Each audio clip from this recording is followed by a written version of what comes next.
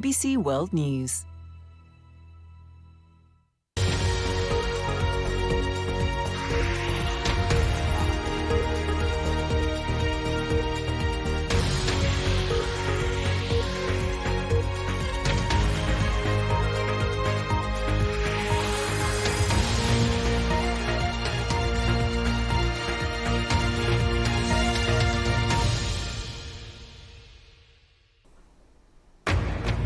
This is BBC News. I'm Stephen Sackur, and these are our top stories. It could be game over for Novak Djokovic's hopes of defending his Australian Open tennis title after the government cancels his visa for a second time. As a court now considers this latest decision, Prime Minister Scott Morrison says it protects the sacrifices made by Australians during the COVID pandemic. We struggled here for the last 2 years in lockdowns and everything, so he's kind of, in a sense, upon himself, really. Yeah.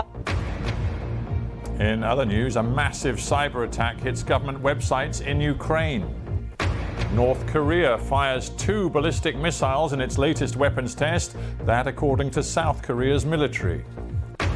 And Britain's Prime Minister Boris Johnson is under further pressure following more allegations of parties held at Downing Street in breach of COVID rules.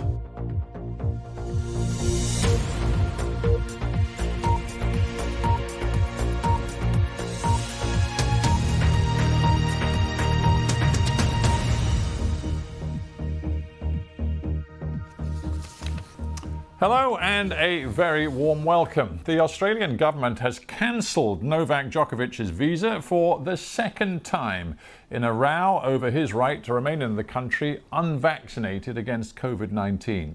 The country's immigration minister said the decision was made in the public interest, citing health and good order grounds. The 34-year-old Serb, who was scheduled to play in the Australian Open on Monday, again faces deportation unless he can win an appeal. Now, in a statement, Australia's Prime Minister Scott Morrison backed the immigration minister's decision. He said, Australians have made many sacrifices during this pandemic and they rightly expect the result of those sacrifices to be protected. Novak Djokovic will not be required to spend Friday night in an immigrant detention hotel. It's understood he'll meet with immigration officials on Saturday morning, local time. Lawyers on both sides are right now taking part in a preliminary hearing to discuss next steps. Djokovic's lawyers have said the decision by Australia's immigration minister is patently irrational. Abul Rizvi is the former Deputy Secretary for the Australian Department of Immigration.